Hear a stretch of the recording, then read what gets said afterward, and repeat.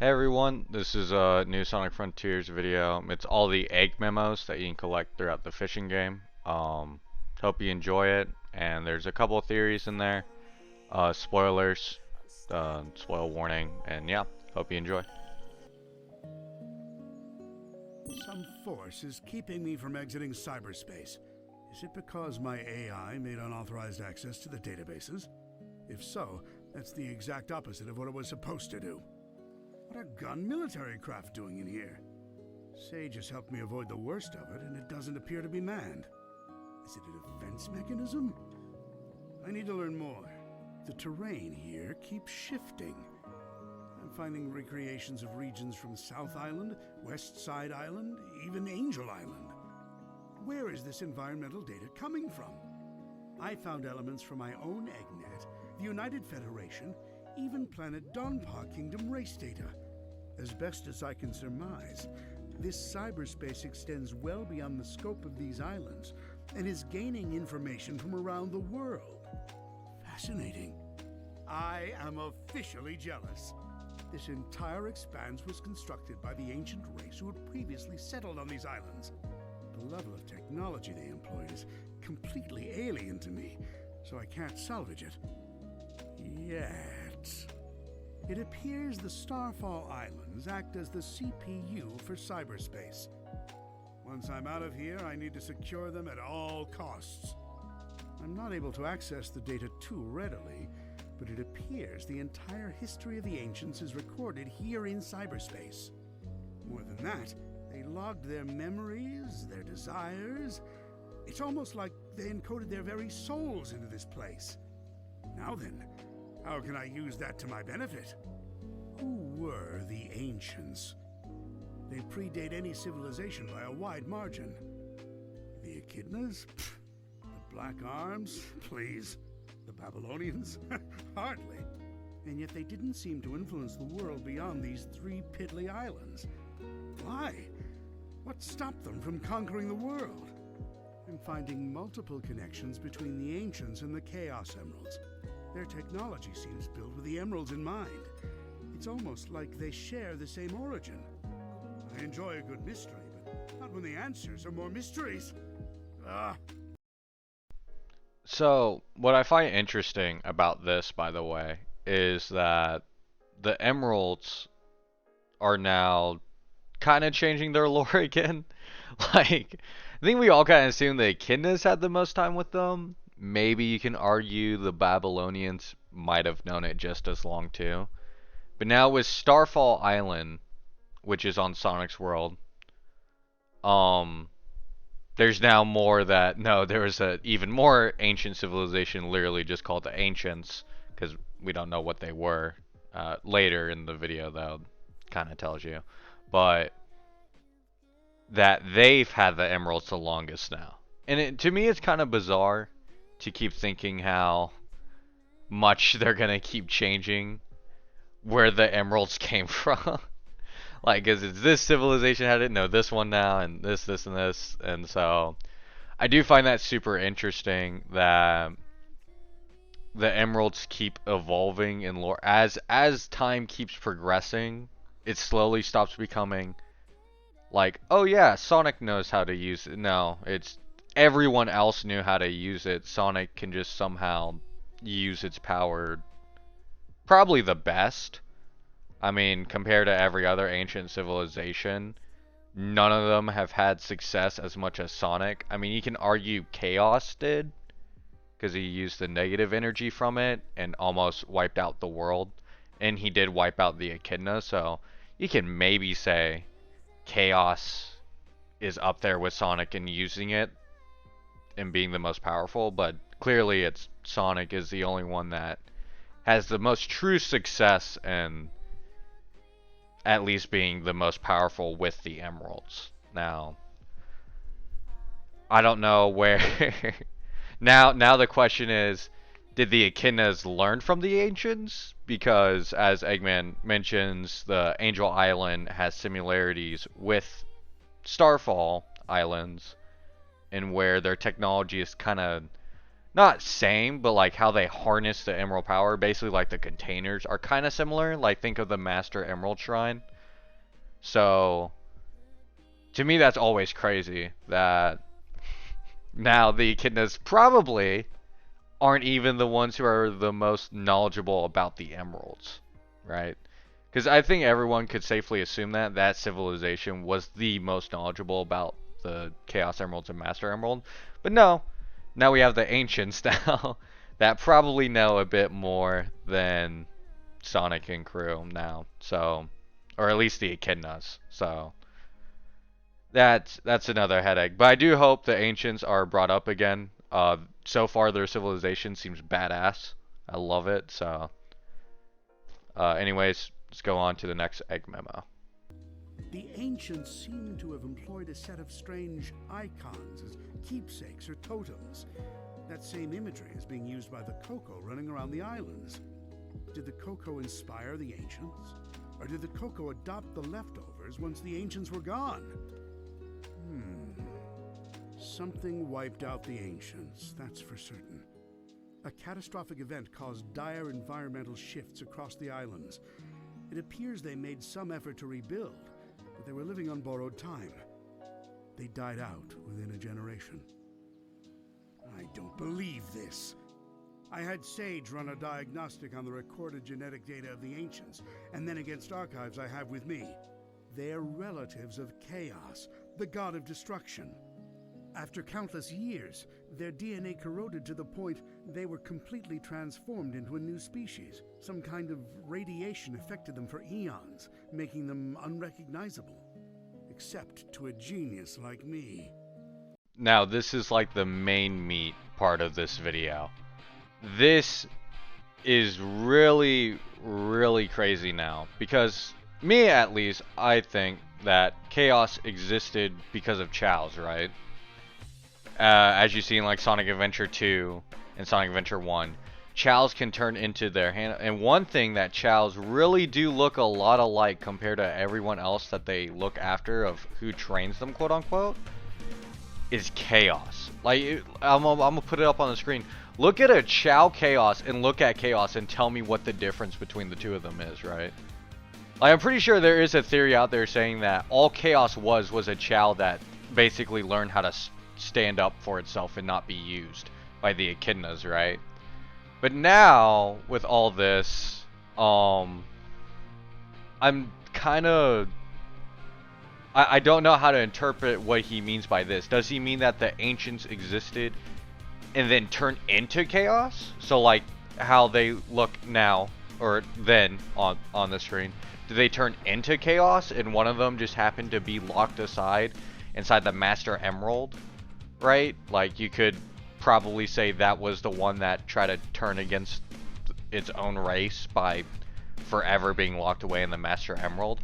Or is it that Chaos it was like not like different from them, more like a subspecies? Like if they had emerald power, basically they kind of are more powerful and are like Chaos. And then the last one that I think could be it is that whenever he says that they like change their species based, like they transform completely, does that mean they're Chao's now? Because it could be, because like I said, if you look at the similarities with how the Chaos Chao looks a lot like Chaos, you could say theoretically, depending on what this message means, because it's not implementing that they corroded into looking like Chaos, it just says they change their looks. So you could say the ancients are now Chao's, which kind of makes sense, right? Because Chao's hang around the Master Emerald, the Chaos Emeralds, and they're kind of like the quote-unquote protectors. So does that mean that the people that were well, you've already been warned of the spoiler, but like the main person who we're fighting, which is like an ancient person, right? Does that mean that's what a Chao could be? Where Chao's like obsessed with the emerald itself as well? It's also crazy, and honestly, I don't think I can understand what exactly the creators were going for here, because it's not timed out properly, at least. Like, there's no timeline of what he means by that.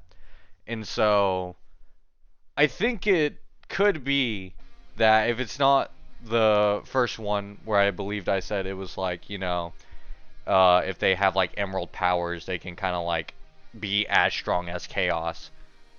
It could be that they're Chao's now.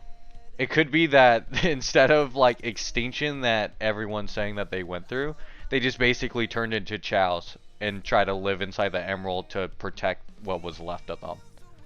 As like another last resort. If cyberspace wasn't enough for them where they download their lives basically and could live forever, the other last resort was, hey, trap ourselves inside emeralds and become little cute creatures.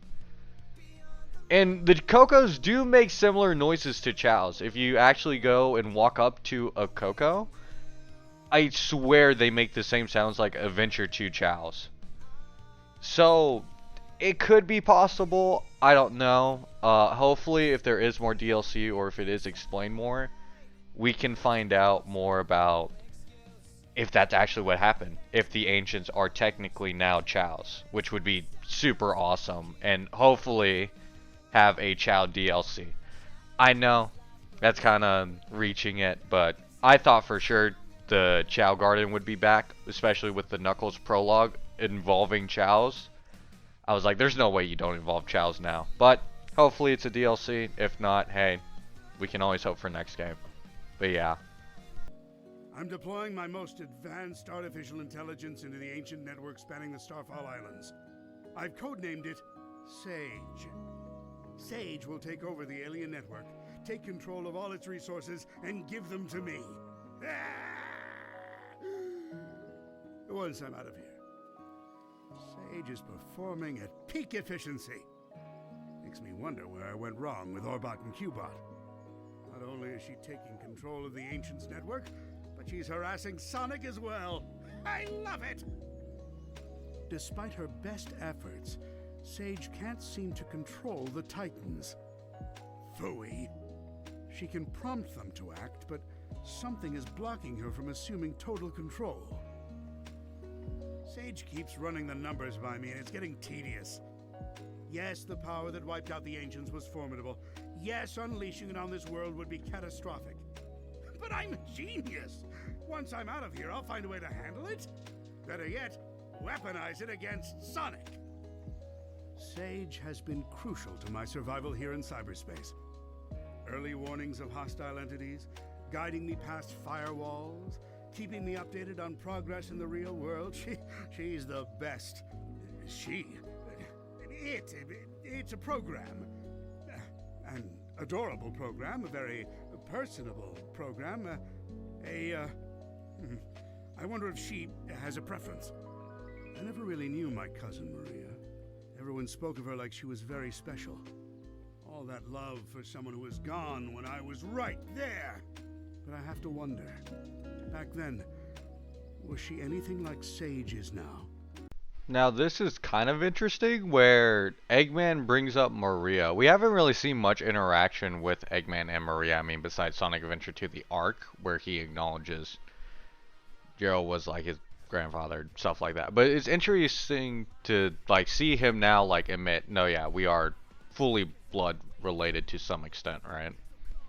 So it's kind of interesting how he makes it sound like there was more family members in like Eggman's family that kind of just ignored him. I mean, granted, it's easy to be overlooked if you were a kid around Maria's time, because I'm pretty sure he at least makes it sound like he was there alive whenever she was alive and knew of her, and he probably was younger.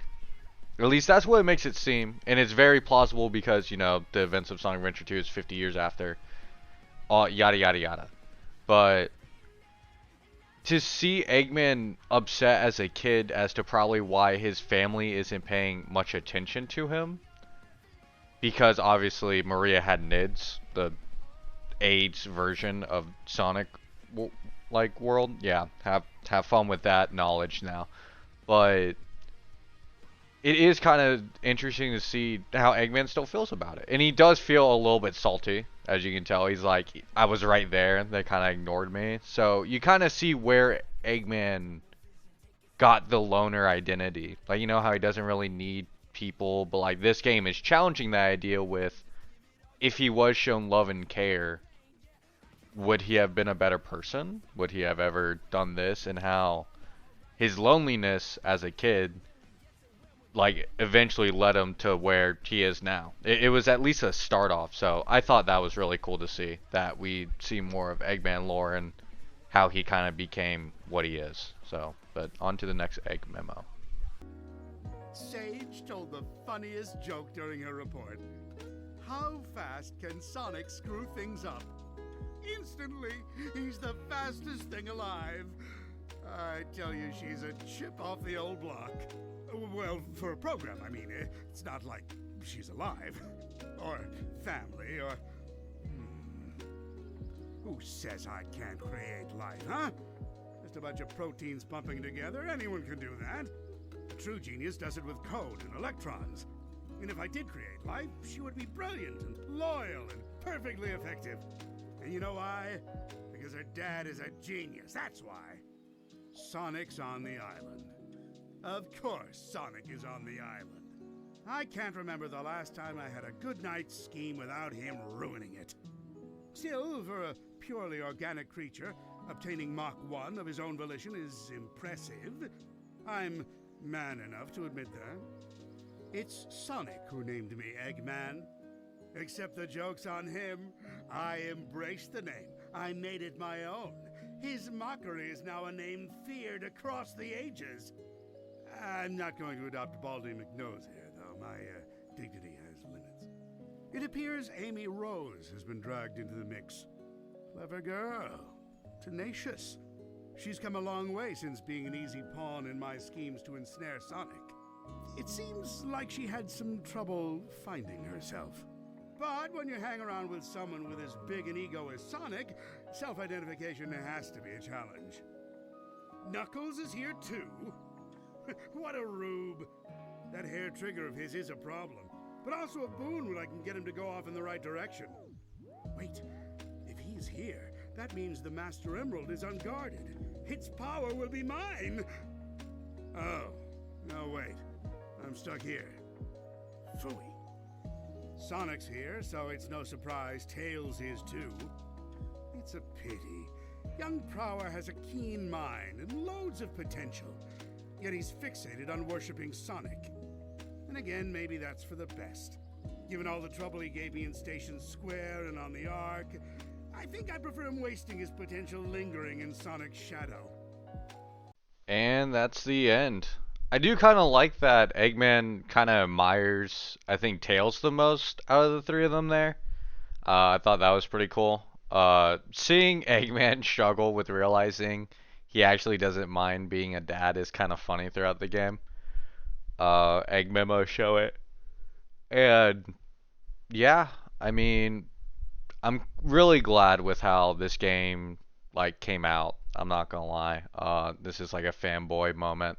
But I finally can say there's a better game than Sonic Adventure 2. Man, a lot of people are like, a lot of my friends are like, are you sure it isn't just hype? I'm like, dude, this game is like amazing in every category. Like, the only downside is like Chaos Island. Don't like Chaos Island. I feel like the 2D boost pads kind of mess up your exploration a bit more than the other maps. But I mean, it's better than like what? Playing Sonic Adventure 2 Sonic and Shadow stages over and over and over again. It's a breath of fresh air. It's fun. I'm gonna be playing it probably for years until the next one. And yeah, I'm glad they put in egg memos, a little bit more lore details and stuff like that. Sorry about the gameplay, by the way. This was like when I first played, so I'm just like having a nerd moment everywhere I go, where I'm like exploring all the things, like how anyone should be, and it was just a great time. But yeah, hope you enjoyed the video. If more Sonic Frontiers DLC comes out and explores more about the lore, I'm pretty sure then we can start theorizing a bit more about the ancients, because I mean they're the new civilization that we gotta worry about now. And yeah, so but other than that, I hope you enjoy the video, and I'll see you guys all next time.